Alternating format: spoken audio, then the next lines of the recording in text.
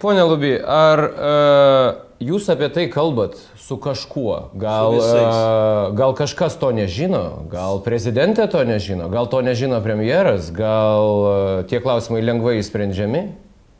Žinokit, čia ne mano kompetencijos klausimas, bet aš manau, kad visi skaito laikraščius, o tai buvo paskelbta viešai po akcininkų susirinkimo Klaipėdos naftoj, kad kokie skaičiai konsultantams yra išskirti, tai rašė spauda ir tikriausiai jūs irgi skaitot bent jau vieną laikraštį. Tas laikraštys taip pat rašė. Na, pone Luby, kaip suprantu iš jūsų tokio sarkastiško kalbėjimo, jūs vilties susikalbėti su šita valdžia, ypač su jos energetikos ministerija, apskritai neturit. Jūsų taktika turbūt dabar palaukti, kol pasikeis. Žinokit, vėlgi čia klausimas labai vienskiemenis. Mes labai normaliai bendraujam su visą eilę ministerijų, tiek pramonininkų konfederacijos masteliu, tiek mūsų korporacijos masteliu ir su Seimo nariais. Sistemingai mes turėjom jau netaip senai susitikimą su konservatorių partijos frakcija Seime, su darbo partijos frakcija, dabartiniu metu planuojam su socialdemokratų, su visom pagrindiniam frakcijom ir labai normaliai aptarinėjom tos klausimus ir minim tos skaičius. Aš kaip tik tai turiu įpareigojimą nuo konfederacijos daryti pranešimą apie energetiką ir žymiai daugiau skaičių yra kalbama ir kreivės ir visa kita, taip kad labai normaliai, tvarkingai bendraujam ir tai nėra ir negalima pasakyti, aš tikrai negaliu pasakyti, kad mes nebendraujam arba esam kur tai nustupti užpečkį arba patys nulindė užpečkį. Taip kad jūsų klausimas per daug toks tiesmukiškai nuvedantis į vieną pusę. Aš jokio vakumo nematau, išskyrus energetiką, kurioje energetikos ministrui yra suteiktos galios aukštesnės negu ministrui pirmininkui, kadangi priminsiu, nacionaliniam susitarime, kuris buvo pasirašytas ministro pirmininko Gerbiamo Kubiliaus, yra parašyta, kad atsinaujinančios energijos arba energija, kuri pasigaminama, elektros energija, sakykime, pasigaminama savo ir naudojama savo, neapkraunama jokiais mokesčiais papildomais. Tai jis yra kaip dalinys, kuris gamina savo ir vieną produktą, ir kitą, ir trečią produktą, ir tame tarpe elektros energiją, jis pats pasigamino, pats pasistatė ir jokiais papildomais mokesčiais neapkraunama.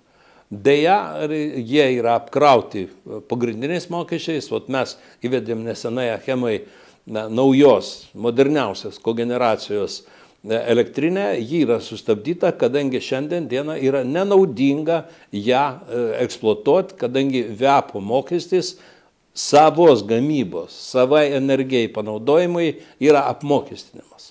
Taip kad, kada mes užsakom galias, kurias reikia mums turėti, mes mokam už galios mokesčius.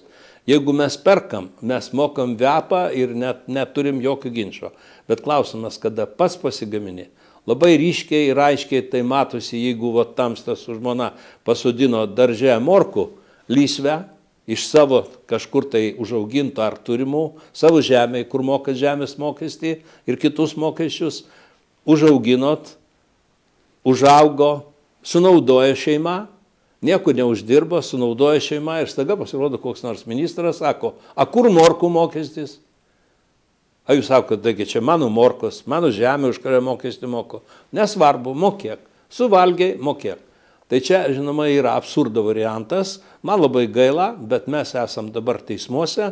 Nu, o kada teismai padarys kokį verdiktą, matyt, praeis tam tikras laiko tarpas ir tada galėsiu aš pasakyti. Pone Luby, dar viena istorija - dujų terminalo statyba, kur pagal ankstesnius susitarimus jūs kartu su valstybe turėjote statyti tą objektą. Ar teisingai suprantu, kad dabar situacija yra tokia, kad gali atsirasti du dujų terminalai, vienas Bronislovo Lubio, kitas valstybės? Jūs, kaip visada, teisingai žinot faktus ir juos sudėstot. Taip šiai dienai, kur buvo pasirašyta savo laiku sutartis arba sudaryta bendra įmonė, kurioje ūkio ministerija arba valdžia turėjo 80%, Achemos grupė turėjo 20%, Tačiau, matomai, kažkam labai nepatiko ir aš norėčiau pasakyti, kad nepatiko tai ne valdžiai, bet kai kažkam kitam, kažkas darė didžiulės pastangas, būtent įvairiakanalės didžiulės pastangas, apie tai, kad vis tik tai, kad tas terminalas ir ta sudaryta bendrovė nepradėtų dirbti. Tie, kurie norėjo sustabdyti, kad nebūtų statomas skystų dujų terminalas, jie savo pasiekė.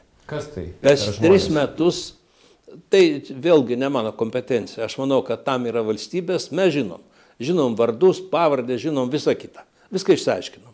Bet tai yra ne mūsų kompetencijos klausimai ir aš čia nieko negaliu padėti ant stalo jums apie šitą klausimą. Ir įvyko, kas įvyko, tie, kurie norėjo sustabdyti terminalo statybą, kad Lietuva neturėtų terminalo, jis sustabdė. Jiems pavyko. Man labai gaila, bet jiems labai pavyko. Šiandien dieną, kada buvo gerbiama prezidentė Klaipėdoj, labai aiškiai buvo pasakyta, kad valstybė statys prie Kiaulės nugaros, o ten, kurios yra vietos kitur, kur mes turim išsinuomavę žemę ilgalaikiai 40-45 metam, ponė prezidentė pasakė, statykit savo terminalą. Ir mes šiandien, kaip aš jau paminėjom, užsakėm visas studijas. Aš pats buvau savaitę atgal su grupė specialistų Imingeme, Anglijoje, šalia Londono, žiūrėjom tokį terminalą. Taip mes ne tik tai, kad pasiruošę tą daryti, mes pradėjom daryti. Mes pradėjom daryti ir aš manyčiau, kad mes nedaug atsiliksim nuo valstybės pradėto terminalo statybos, o po metų kitų, kada jūs užduosit klausimą, bus matytis ir galėsit galbūt ir pažiūrėti kažką tai, kas bus padaryta tiek vienam, tiek kitam terminale. Taip, kad aš čia nematau nei blogybės, nei gerybės. Pirksim atskirai, jie pirks savo liniją, mes pirksim savo liniją, po to viskas sueina, dujos jos maišosi bet kurio santykių. Taip, kad jokio nėra piktumo ir aš nemanau, kad tai yra blogai, kada pritarė, o priešingai yra labai gerai, kada ponė prezidentė pritarė mūsų norui ir mes tą darysim. Pone Luby, ačiū Jums už pokalbį. Ačiū.